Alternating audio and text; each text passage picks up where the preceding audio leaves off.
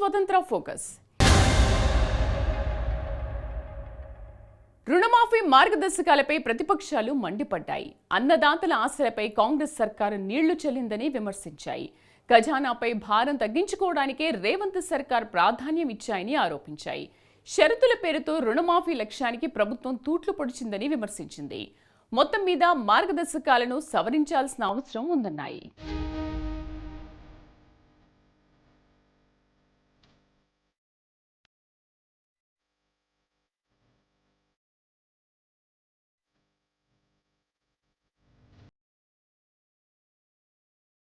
రుణమాఫీ అమలుకు తెలంగాణ ప్రభుత్వం విడుదల చేసిన మార్గదర్శకాలపై ప్రతిపక్షాల నుంచి తీవ్ర వ్యతిరేకత వ్యక్తమైంది.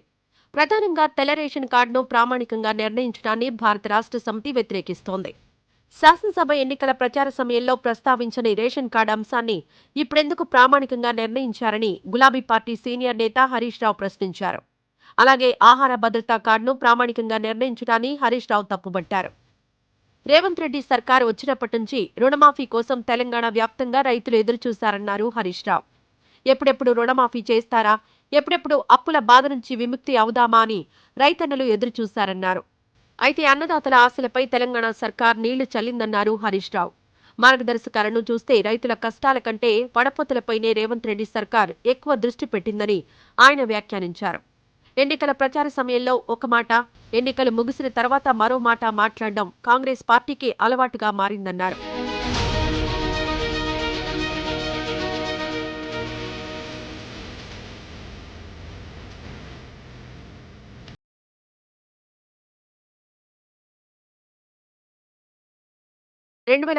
డిసెంబర్ 12కు ముందున్న రైతులకు రుణమాఫీ వర్తించదనే నిబంధనను హరీష్ రావు తప్పుబట్టారు. ఇదొక అసమంజసమైన నిబంధన అని కొట్టిపారేశారు గులాబీ పార్టీ నేత. రైతులను అప్పుల బాధ నుంచి విముక్తి చేయడం కంటే ఖజానాపై భారం తగ్గించుకోవడానికే ప్రభుత్వం చేస్తున్న ప్రయత్నమే ఎక్కువ కనిపిస్తోందని హరీష్ రావు ఆరోపించారు. రుణమాఫీకి సంబంధించి తెలంగాణ సర్కారు విడుదల చేసిన మార్గదర్శకాలు తీవ్రంగా అభ్యంతరకరంగా ఉన్నాయన్నారు గులాబీ పార్టీ సీనియర్ నేత మాజీ మంత్రి సింగిరెడ్డి నిరంజన్ రెడ్డి.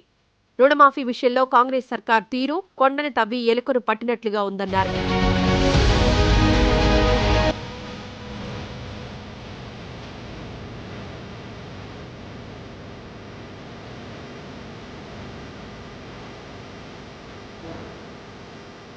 శాసనసభ ఎన్నికలకు ముందు రుణమాఫీపై దాదాపు 69 లక్షల మంది రైతుల్లో కాంగ్రెస్ పార్టీ ఆశలు రేపిందన్నారు.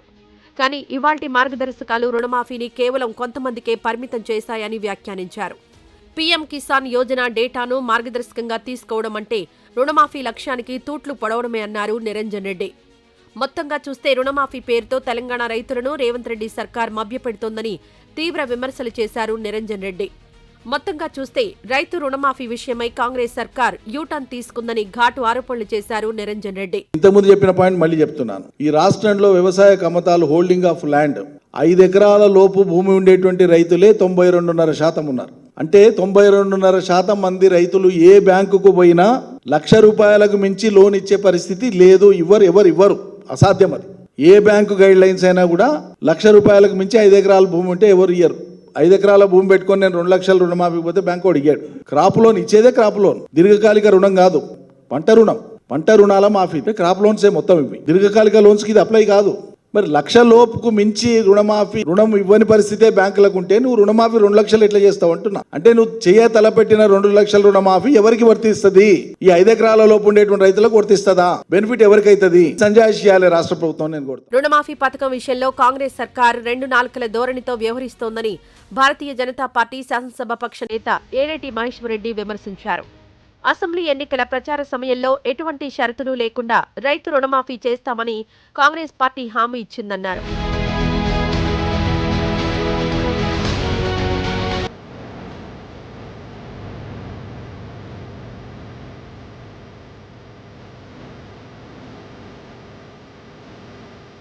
అయితే ఎన్నికల్లో గెలిచి ప్రభుత్వం ఏర్పడ్డాక కాంగ్రెస్ నిజ స్వరూపం తెలిసి వచ్చిందన్నారు.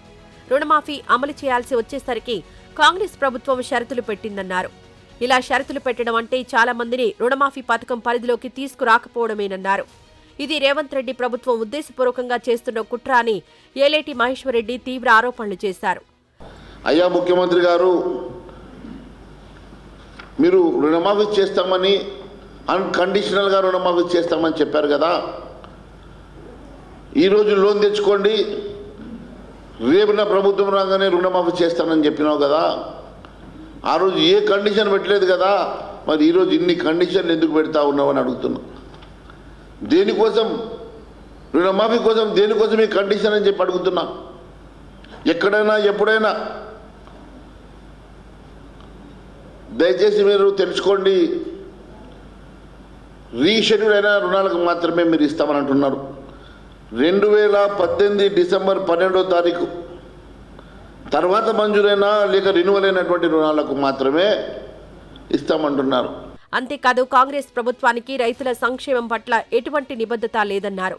అన్నదాతల పట్ల తెలంగాణ సర్కారుకు నిజంగా చిత్తశుద్ధి ఉంటే రుణమాఫీకి పెట్టిన షరతులు ఎత్తేయాలన్నారు. బ్యాంకర్లు చేసిన తప్పులకు అమాయక రైతులను కాంగ్రెస్ సర్కార్ ఇబ్బంది పెడుతోందని మండిపడ్డారు మహేశ్వర్ రెడ్డి. రేషన్ కార్డు అంశాన్ని కూడా ఆయన ప్రస్తావించారు. ఒకే ఇంట్లో ఒకే రేషన్ కార్డుపై చాలా మంది పేర్లుంటాయన్నారు. అందులో 4గురికి రుణాలుంటే కేవలం ఒకరికే మాఫీ జరుగుతుందన్నారు. దీనివల్ల అప్పులున్న మిగతా కుటుంబ సభ్యులు తీవ్రంగా నష్టపోతారన్నారు.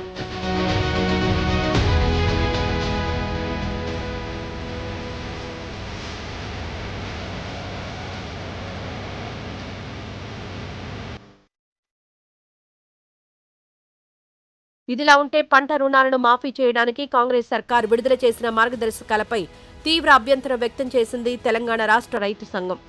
సదరు మార్గదర్శకాలను సవరించాల్సిన అవసరం ఉందన్నారు తెలంగాణ రాష్ట్ర రైతు సంఘం. కాంగ్రెస్ సర్కార్ నిబంధనల ప్రకారం కేవలం 31 లక్షల మంది రైతులకే మేలు జరుగుతుందన్నారు. ఈ నేపథ్యంలో నిబంధనలను పక్కన పెట్టి అర్హులైన పేద రైతులందరికీ మేలు జరిగేలా ప్రభుత్వం చర్యలు తీసుకోవాలని రైతు సంఘం నాయకులు డిమాండ్ చేశారు. అంతేకాదు తెలంగాణలో రైతులందరికీ తెల్ల రేషన్ కార్డులు లేవన్నారు. రేషన్ కార్డుల కోసం రాష్ట్ర వ్యాప్తంగా లక్షలాది మంది రైతులు దరఖాస్తు చేసుకుని ఎదురు చూస్తున్నారన్నారు. అంతేకాదు తెలంగాణలో 10 ఏళ్లుగా బ్యాంకులు రుణాలు ఇవ్వలేదని రైతు సంఘం నాయకులు పేర్కొన్నారు. దీంతో అసలుకు మించి వడ్డీలు పెరిగాయన్నారు. ఈ కారణంతోనే చాలా మంది రైతులకు అప్పుల భారం 2 లక్షల రూపాయలు దాటిందన్నారు.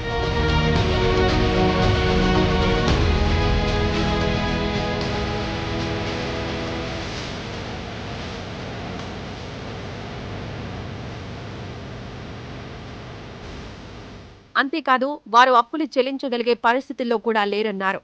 పీఎం కిసాన్ యోజన నిబంధనలకు రుణమాఫీని జోడించడంతో చాలా మంది రుణమాఫీ అర్హత కోల్పోతారన్నారు రైతు సంఘం నాయకులు. మొత్తం మీద కాంగ్రెస్ సర్కార్ ప్రతిష్టాత్మకంగా తీసుకున్న రైతు రుణమాఫీ వివాదాస్పదంగా మారింది. తెలంగాణ వ్యాప్తంగా రైతులందరికీ రుణమాఫీ అవ్వాల్సిన సమయంలో ప్రతిపక్షాల నుంచి తీవ్ర అభ్యంతరాలు వ్యక్తమయ్యాయి.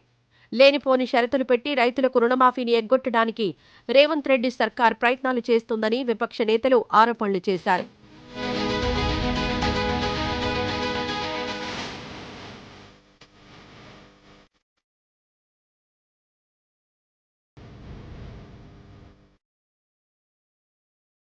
ఇది వాళ్ళ స్వతంత్ర ఫోకస్. రేపు మరొక అంశంతో మళ్ళీ కలుద్దాం. నమస్తే.